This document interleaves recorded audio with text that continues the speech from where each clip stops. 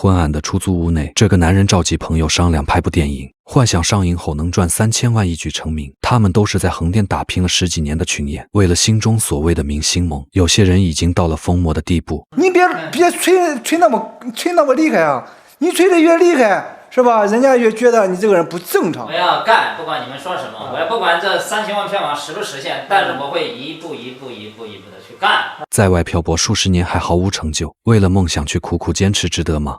有梦想也可以慢慢来，千万不要弄脑子弄坏了。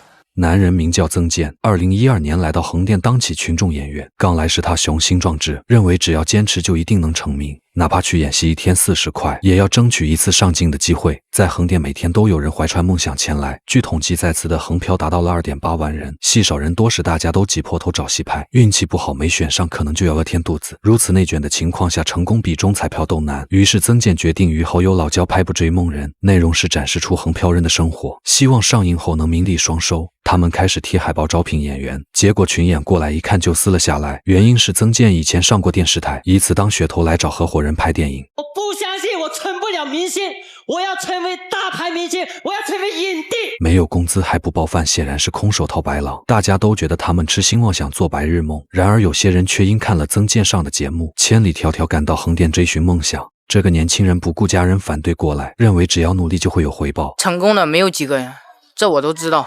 但是你不坚持下去，你怎么会成功？就像你买彩票一样，你不买你怎么知道明天会中奖？年轻的他哪里知道群演的艰辛，不仅要在渺茫的成名路上坚持，还得时刻忍受各种各样的歧视。在这里，很多群演就是最底层的人。有天曾健在剧组吃完盒饭后，想跟寡饭的要根黄瓜再填肚子，结果立马就遭到了嘲讽，说这黄瓜是剧组工作人员的，不是他们这些群演可以吃的。这句话深深刺痛了曾健的尊严。他们呢，就是连一个小小的卖饭盒的人都瞧不起群众演员。然而纵使这样，他们也不愿离开。有时没戏拍赚不到钱，交不起每月70块钱的房租，便拿些纸皮去变卖，能筹到多少是多少。有些人甚至在演戏上找不到出路，拿着微薄的片酬去买张彩票赌一把。为什么买彩票啊？不买的话，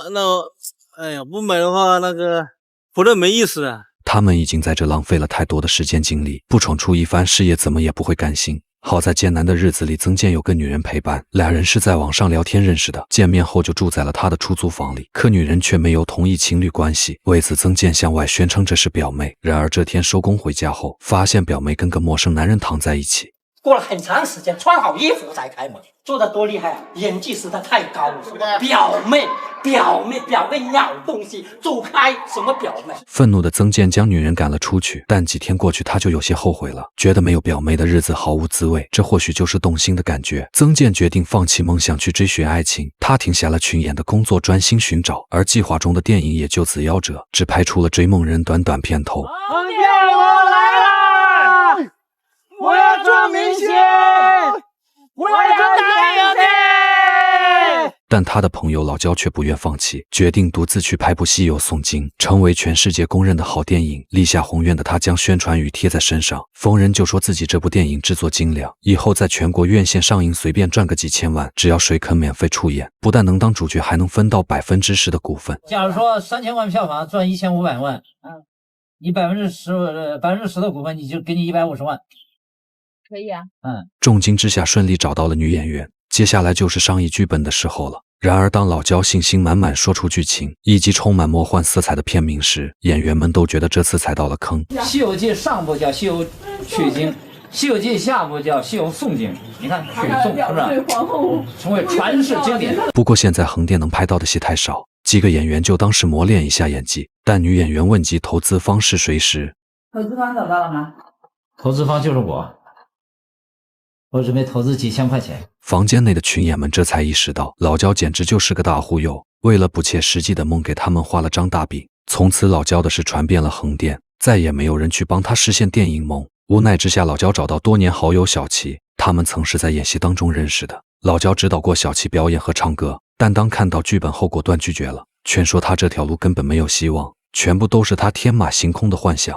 千万别这么弄，如果你这样弄啊，你证明你的人格就人格分裂了，知道吧？但是我可以有这种想法。这个是幻想，不是梦想。我这没看点吗？你看我这就很有看点呢，就这。你看点就是神经病。哪天我万一要实现了呢？对不对？17年。凭什么？就是别人能打破世界电影票房记录，我不能打破。别人说话你听不进去，那你就活在你自己的世界里。然后说一句实在话，你就过得人不人鬼不鬼的生活。对啊。快50岁的老焦在横店漂了20多年，几乎大半辈子都耗在这里，钱没赚到，也没结婚成家。拍部电影是他心中最执着的理念，不管能不能成名，都必须要办成。从那以后，老焦就在横店消失了，走上了一段西游诵经路。有个同样怀揣梦想的朋友跟随他，两人一路从横店拍到了上海。他扮演八戒挑着担，旁边的朋友是唐僧，诵的经则是一封关于和平的信，将挪威驻上海大使馆比作西天。老焦先是有模有样的向大使馆作揖，随后带着信大摇大摆地走了进去，摄像机一路跟拍他乘坐电梯。出来后，老焦开始询问接待人员在哪，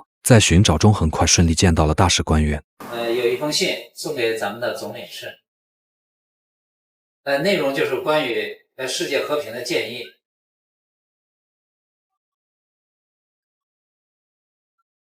一路走来，他们加上摄像员共3人，为了电影梦不惧艰辛，不顾异样眼光，一边卖艺唱歌，一边拍摄剧本。但在上海街头表演需要办证，他们来的匆忙，显然没有准备。